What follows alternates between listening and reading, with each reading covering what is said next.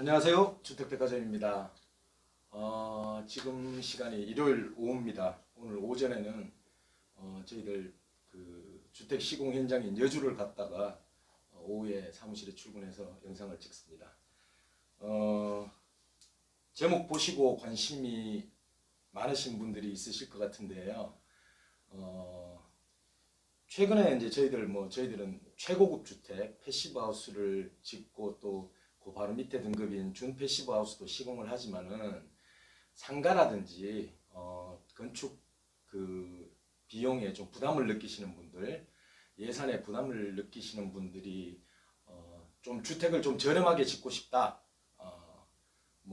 우리가 매일 살 수 있는 그런 주택이 아니기 때문에 조금이라도 건축 비용을 아끼고 싶다라고 말씀을 하시는 분들이 계셔서 여러 가지 연구를 좀 하고 어떤 좋은 방법이 있을까라고 생각을 하다가 오늘 이 영상을 찍게 되었습니다. 일반적으로 그 경량 철골 주택이라고 얘기를 하면은 경량 철골조에 샌드위치 판넬로 주택을 시공하는 거죠. 이 샌드위치 판넬은 결국에는 철판재 두 개하고 중간에 이제 그 EPS 스티로폼이 들어가 있는 그런 형태입니다. 이런 것들이 전부 샌드위치 판넬인데요. 기존의 샌드위치 판넬은 철로 된 판재와 중간에 조금 이제 저렴한 흰색 EPS 스티로폼이 들어가 있는 그런 형태지만은 샌드위치 판넬도 역시 지금 굉장히 진화를 하고 있는 중입니다. 그건 무슨 말이냐? 기존의 샌드위치 판넬 같은 경우는 그 겉면이 철판이기 때문에 화재가 나면은 그냥 바로 녹아내려 버립니다. 그리고 그 안에 들어가 있는 그 EPS 역시도 사실은 준불연제, 난연제 이런 얘기를 쓰지만은 바로 녹는 그런 소재들이고요. 그래서 결국에는 이 철판하고 EPS의 물성 자체가 틀리기 때문에 화재에도 취약하고, 그리고 이게 또 그 물성이 틀리기 때문에 벌어지는 그런 문제들 때문에 누수라든지 열교 같은 여러 가지 문제들이 생기는 게 일반적인 거죠. 그래서 결국에는 이 샌드위치 판넬이 진화하고 있다. 이거는 무슨 얘기냐 하면은 샌드위치 판넬이 진화하고 있다는 얘기는 이 조립식 주택 역시도 기술적인 발전을 이루고 있다라는 얘기하고 똑같습니다. 그래서 기존에 저희들 조립식 주택이라고 얘기하면은 경량철골조에 샌드위치 판넬을 쓰는데, 자, 경량철골조는 그대로 놔두고 그러면은 주택을 시공하는 데 있어서 패널 자체가 진화를 하고 있다. 그러면은 이런 것들이 잘만 활용하면은 굉장히 저렴한 비용에 건축을 할 수 있다, 이런 얘기가 되는 거죠. 보통 이런 샌드위치 판넬의 양면을 이루는 이런 걸 갖다가 이제 스킨이라고 얘기합니다. 피부라고 얘기를 하죠. 그리고 이 중간에 이 부분을 갖다가 코어라고 얘기하는데 결국엔 중심이라는 얘기죠. 그래서 이 스킨과 코어 사이에 아무래도 이 접착 부분이라든지 이런 부분들이 굉장히 중요하고, 이런 스킨이 어떤 소재로 되어 있느냐가 굉장히 중요한데, 예전에 샌드위치 판넬은 철제였죠. 그래서 화재에도 취약하고 금방 녹아내려 버리는 그런 문제들이 있었는데, 요즘은 이제 기술적인 발전을 많이 하고 있습니다. 그래서 이런 스킨 부분은 어떤 부분이 있을 수가 있냐면, 요즘은 이제 복합재라는 게 많이 나옵니다. FRP라는 복합재도 있고, 그 마그네슘 보드를 이용한 그 MGO 그 보드라는 것도 있고, 그리고 또 흔히 말하는 이제 콘크리트 보드라고 하는 것도 있죠.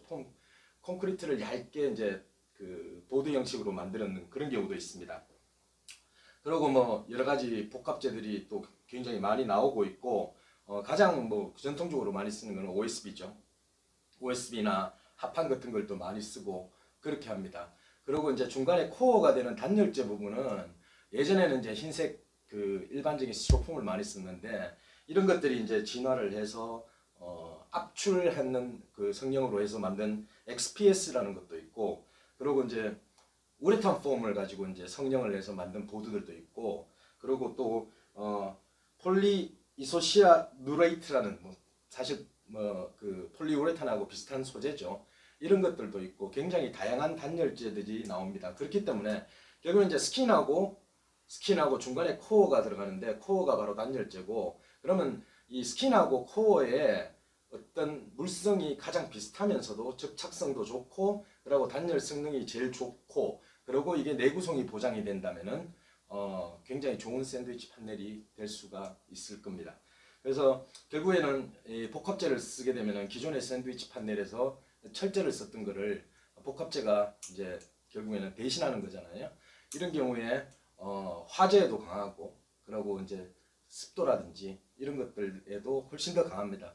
그리고 또 중요한 것은 뭐 벌레 먹는 사실 목조주택 최근에 해외에서 오신 분 중에 상담을 하신 분 중에 자기가 살고 있는 나라에 본인이 살고 있는 나라에는 나무를 갉아먹는 흰색 벌레, 흰색 개미, 붉은색 개미가 있어서 목조주택을 선호하지 않는다고 말씀을 하셔서 그런 이제 벌레 문제도 사실은 고려를 해야 되고 이제 제일 중요한 건 사람한테 해롭지 않아야 된다. 뭐 이런 것들을 여러 가지 부분들을 다 감안을 했을 때 요즘 샌드위치 패널들은 많이 진화를 하고 있는 게 사실입니다. 그래서 저희 주택백화점에서는 상가 뭐 그리고 세컨하우스 그리고 뭐 여러 가지 숙박시설들 중에서도 좀 가성비가 좋은 주택, 가성비가 좋은 건축물을 시공을 하시고 싶다는 분들에게는 그 나름대로 저희들이 최적의 솔루션을 제공을 하기 위해서 노력을 하고 있고요. 아마